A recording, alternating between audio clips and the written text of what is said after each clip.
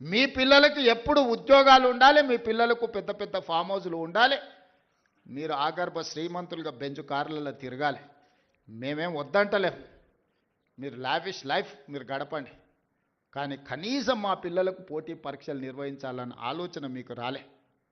ఇవాళ మా ప్రభుత్వం వచ్చిన మొదటి సంవత్సరంలో ఆన్ రికార్డ్ నేను ఛాలెంజ్ చేస్తున్న, ఈ దేశంలో ఏ రాష్ట్ర ముఖ్యమంత్రినైనా, ఏ ప్రభుత్వమైనా, ఏ పాలకులైనా ఒక్క సంవత్సరంలో 59,000 ప్రభుత్వ ఉద్యోగాలు ఇచ్చిన ఎవరైనా ముఖ్యమంత్రి రాష్ట్ర ప్రభుత్వం ఉంటే వాళ్ళు విధించే ఏ శిక్షకైనా నేను మా ఉప ముఖ్యమంత్రి గారు సిద్ధంగా ఉన్నాము. మా ప్రభుత్వం, మా మంత్రివర్గం మొదటి సంవత్సరంలో 59,000 ప్రభుత్వ ఉద్యోగ నియామక పత్రాలు ఏ ఎల్బీ స్టేడియంలో మేము మంత్రులుగా ముఖ్యమంత్రిగా ప్రమాణ స్వీకారం చేసినామో అదే ఎల్బీ స్టేడియంలో వాళ్ళందరినీ పిలిపించి నియామక పత్రాలు వాళ్ళ చేతులకు అందించినప్పుడు ఆ పేదవాళ్ళ తల్లిదండ్రుల కళ్ళల్లో చూసిన ఆనందం జీవితకాలం గుర్తుంటుంది. ఎందుకంటే వాళ్ళ పిల్లలు ప్రయోజకులైనప్పుడు ఆ తల్లిదండ్రుల కళ్ళల్లో కనిపించే ఆనందం ఒక గొప్ప అనుభూతి. అది మాటలకు అందదు, మాటలు చెప్పినా సరిపోవు. అట్లా 59,000 మందికి ఎల్బీ స్టేడియంలో మొదటి సంవత్సరంలోనే ప్రభుత్వ ఉద్యోగ నియామకాలు అందించి మాకిచ్చిన అవకాశాన్ని సద్వినియోగం చేసుకునే ప్రయత్నం చేస్తున్నాం. ప్రైవేట్ కార్పొరేట్ కంపెనీల్లో కూడా దాదాపుగా ఈ సంవత్సరన్నరలో 1,00,000 ఉద్యోగాలు లెక్కగట్టి ఈరోజు పెట్టుబడులు తెచ్చి మన చదువుకున్న పిల్లలకు ఉద్యోగాలు అందించినాం. కానీ ఇవి సరిపోవు, నాకు స్పష్టంగా తెలుసు. దాదాపుగా పబ్లిక్ సర్వీస్ కమిషన్ నమోదు చేయించుకుంటే నిరుద్యోగులు పట్టభద్రుల పైన చదువుకున్న వాళ్ళు 20 లక్షల మంది దాకా ఉన్నారు. వీళ్ళందరికీ ప్రభుత్వంలో ఉద్యోగ అవకాశాలు వస్తాయంటే రావచ్చు, రాకపోవచ్చు. కానీ ప్రభుత్వం పెట్టవలసిన పోటీ పరీక్షలు పెట్టి ఫలితాలను ప్రకటిస్తే వాళ్ళు జీవితంలో ఇంకో ఓపి ప్రయాణం చేస్తారు. పరీక్షలు పెట్టకుంటుంటే ఆ పరీక్షల కోసమే 10 సంవత్సరాలు అశోక్ నగర్లను, అమీర్పేట్ చౌరస్తాలను, దిల్సుఖ్ నగర్లను కోచింగ్ సెంటర్ల చుట్టూ తిరుక్కుంటూ యుక్త వయసు మొత్తం కాలగర్భంలో కలిసిపేసిన తర్వాత వాళ్ళు ఎందుకు ఉపయోగపడతారు?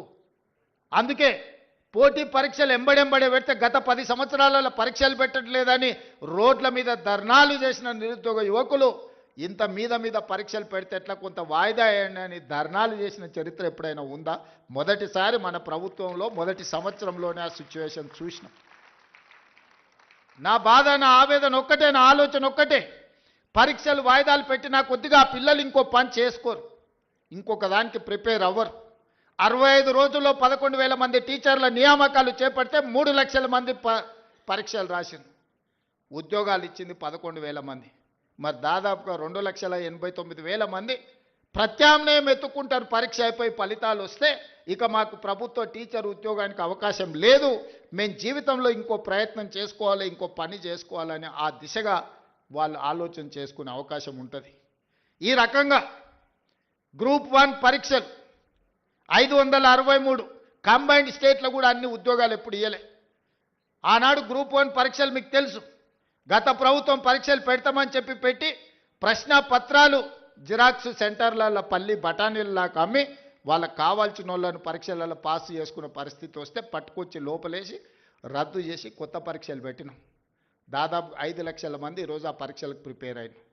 నియామక పత్రాలు అందించేటప్పుడు వండుకున్న వంట నోట్లో పెట్టుకునే సందర్భంలో ఈరోజు కింద పడేసి పొలిటికల్ లిటిగేషన్స్ ఈరోజు కోర్టులు వేసి నియామక పత్రాలు అందకుండా ఆపినరు. ఇది ఒక ఆవేదన. ఎందుకంటే సమాజానికి మంచి చేద్దాం అనుకున్నప్పుడు కొంతమంది ఇట్లాంటి వాళ్ళు ఉంటారు.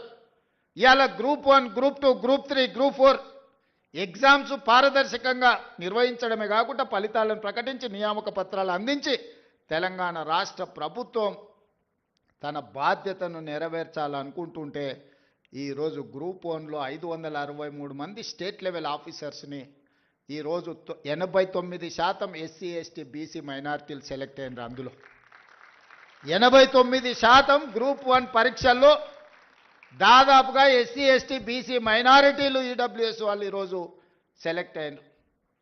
ఇవాళ నోటి కాడికి వచ్చిన ముద్దను ఎవడో కింద పడేసి మట్టి పాలు చేస్తే ఆ తల్లిదండ్రుల దుఃఖం ఎట్లుంటుందో ఒకసారి ఆలోచన చేయండి. ఇవాళ 563 మంది గురించి నేను మాట్లాడతలేను. పరీక్షలు రాసిన వాళ్ళు ప్రత్యామ్నాయంగా ఏదైనా ఎత్తుకుందామనే సందర్భంలో ఈ ఉన్న పరీక్షల ఫలితాలను వాయిదా పెట్టడంతో వాళ్ళకు మళ్ళీ ఒక ఆశ, ఏమన్నా మళ్ళీ పరీక్షలు వస్తాయో, ఇవి రద్దయితాయో, మళ్ళీ చదవాలేమో, మళ్ళీ చదవాలంటే ఇప్పుడు నేను ఎక్కడికో పోతే మళ్ళీ వెనక్కి వచ్చి చదువుకోవాలన్నా లేదా? త్రిశంకు స్వర్గంలో ఈరోజు మళ్ళీ 5 లక్షల మంది నిరుద్యోగ యువకులను గతంలో 10 సంవత్సరాలు పరీక్షను నిర్వహించని పార్టీలు ఈరోజు ఈ కేసులు వేసి ఈ విద్యార్థులను ఇరుక్కున పెడుతున్నాయి. 2011 తర్వాత గ్రూప్ 1 పరీక్షలే నిర్వహించలేదు. 15 సంవత్సరాలైంది గ్రూప్ 1లో. ఆ ఏళ్ళ గ్రూప్ 1 రాద్దాం అనుకున్నోడు ఇవాళ 15 ఏళ్ళ వరకు పరీక్షలు పెట్టలేదంటే వాళ్ళ వయసు ఎంత ఉంటుందో మీరు ఒకసారి ఆలోచన చేయండి.